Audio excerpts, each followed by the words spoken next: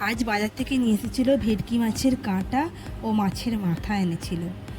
ভীষণ ফ্রেশ ছিল। এটাগুলোকে আগে পরিষ্কার করে ধুয়ে নিয়ে এই জন্য মশলা তৈরি করে ফেললাম। পেঁয়াজ, আদা, রসুন, জিরে, শুকনো লঙ্কা, তেজপাতা। এবার কড়াইটা তেলটা দিয়ে ভালো করে গরম করে মাছগুলো মুচমুচে করে ভাজার জন্য তেলে ছেড়ে দিলাম। আর ওদিকে ভাত বসিয়ে দিয়েছি। ভাত প্রায় হয়েই এসেছে, মাছটাও ভাজা হয়ে গেছে। কিছু কিছু মাছ ভেজেছিলাম, আমার কিছু রয়ে গিয়েছিলো, সেগুলো কড়াই ছেড়ে দিলাম।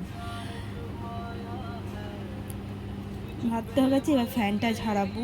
তাই নিচে একটা বালতি থাকে, সেই বালতিতে ভাতটা উপর করে দিলাম।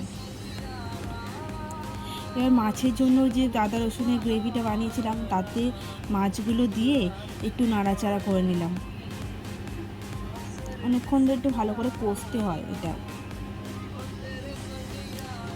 চলো না, এবার রান্না প্রায় হয়েই এসেছে। সেবার স্নান টান সেরে নিয়ে এবার গাছের অনেকগুলো ফুল ফুলেছিল আমার, সেগুলোকে তুলে নিয়ে চলো পুজোটা করে নিই। ঠাকুর ঘরটা পরিষ্কার করে নিয়ে, আমার বেশি ঠাকুর নয়, আমার কম ঠাকুর, তাই চলো ফুলটা দিয়ে পুজো করে একটু ধূপ দিয়ে পুজো করে নিলাম। এবার আমি খেতে বসলাম। সেটা একটু লেবু চেপে আর তার সঙ্গে একটু মাছের কাঁটা দিয়ে চলো, হেভি খেতে লাগলো। বাই। দারুণ খেতে ছিল, ভীষণ ভালো খেতে। চলো বাই, আজকের মতো এটুকুই।